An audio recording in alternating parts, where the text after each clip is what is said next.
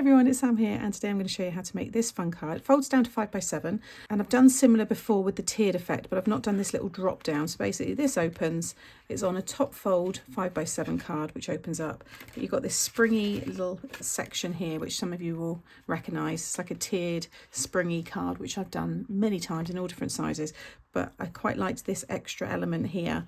And then you've got all your space inside your card as normal, and it's showing off this wonderful new Peanuts collection which I adore. I've got a little spinning element there as well, and then all the fun characters having fun at the beach, and a couple of them sunbathing there as well. You don't need any dies to make this card, it's all been cut by hand. So let's get started and I'll show you how to make it. So this is the Peanuts collection. It's lovely. It's a really just sweet, well, if you've got all the others you know how lovely these are, but this is your summer themed ones. You've got the one at the beach, so that's the one I'm using today.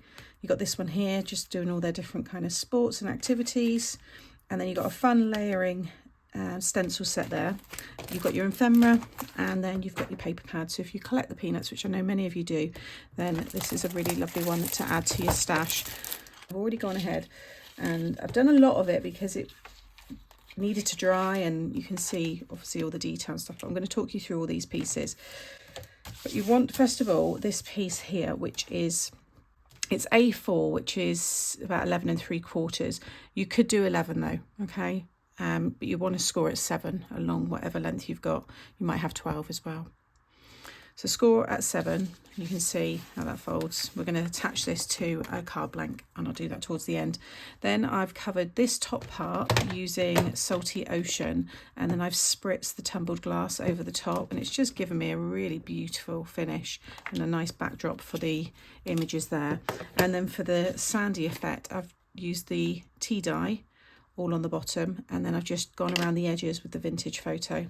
And then I've just realised something, but I get sent very early production samples, so I don't know which one's going to be in your set, but you can see that on the packaging it says sending you some vitamin C, but on the set it says life's at a beach, so enjoy the waves.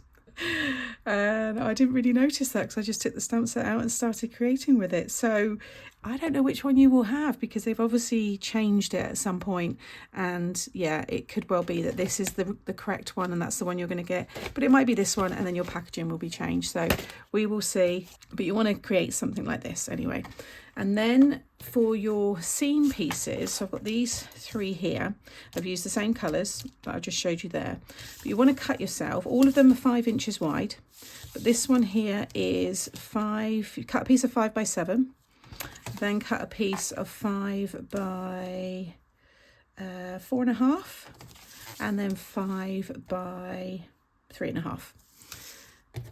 And then you want to stamp your images.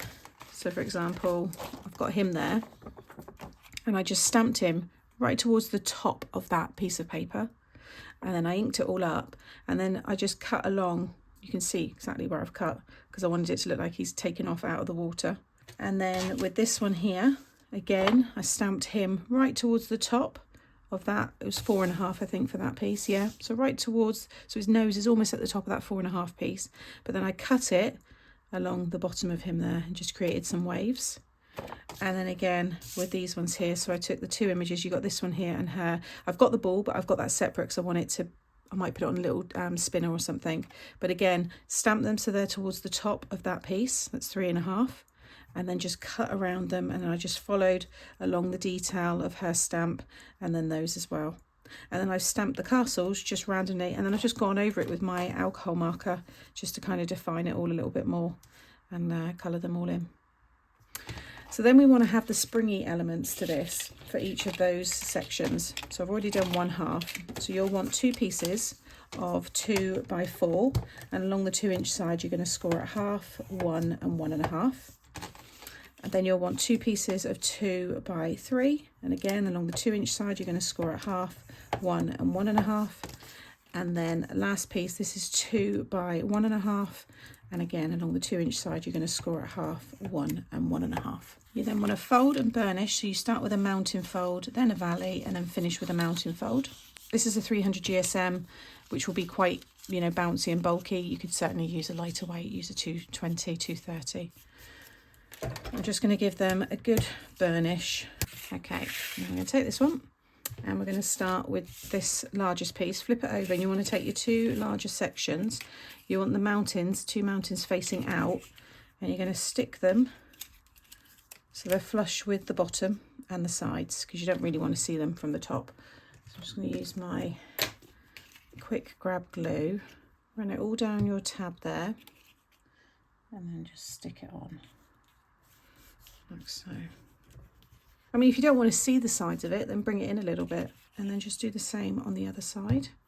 Again, making sure the mountain fold's facing out. So you see now we've got our two little springs, and then you're going to stick it onto the back of this piece here.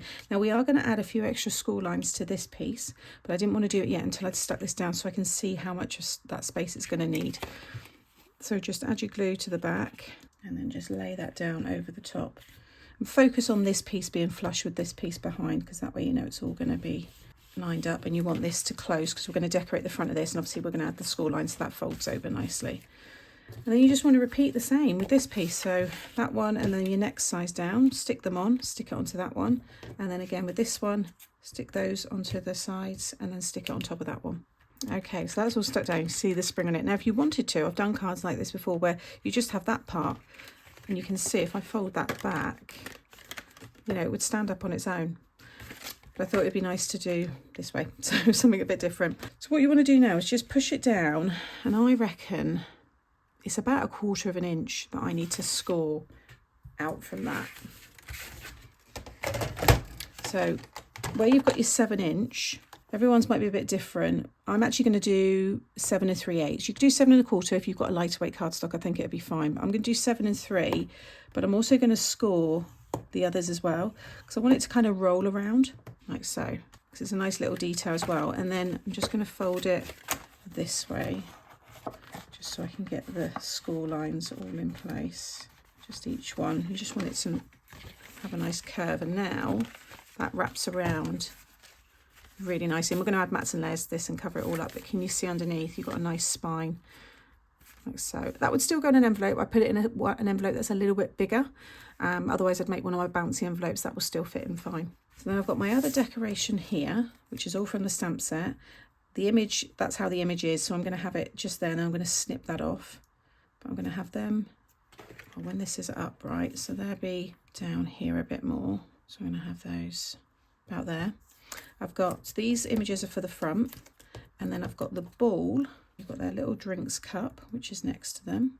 And then this ball, I think I'm going to pop it on a spinner and have it maybe on that one there, or I might have it on a wobbler. I think a wobbler might be better because it's not as much dimension. The spinners are quite dimensional, but I think that would be a nice little addition. And then I'm also going to stick it to my card blank. It can be a side fold or a top fold. I'm going to use a top fold 5x7. So here is the finished card. So you can see the 5x7 card blank. So I've literally just stuck that onto the front of a top fold. I ended up using the spinners instead because the wobblers are big and you could see it over the sides, but you can see the little ball that rolls around there, which I think looks really cool. We've got obviously all the detail down there. It displays really nicely. And then for the front, when that closes, I have just got the little sentiment there. Take it easy. I just think it's adorable. I think you could add some acetate like in between, so I've just cut, that was actually, give you the measurements, it was just the same size piece as that front section, so 5 by 4 1/4, and I just inked it again and stuck it on the front. But you could put a piece of acetate between that, so you've got acetate up here and you could have some other elements attached to it as well. But I think it's a really cute, fun card. I think it's a nice like retirement one, or if maybe someone's taken some leave, or maybe they're just feeling a little bit unwell and they've got time off. I think this is a really, yeah, a really fun one, and I love the springy little pop-up element to it there. So I hope you've enjoyed this tutorial from me today. All of the products that I've used, if you are interested in the peanut stuff, you can find linked in the description box below, but this is going to work with so many other things that you'll have in your stash as well. As always, give me a thumbs up if you've enjoyed today, and drop me a comment because I enjoy reading them, and make sure you subscribe so you don't miss out on any future videos. Take care, and I'll see you in the next one.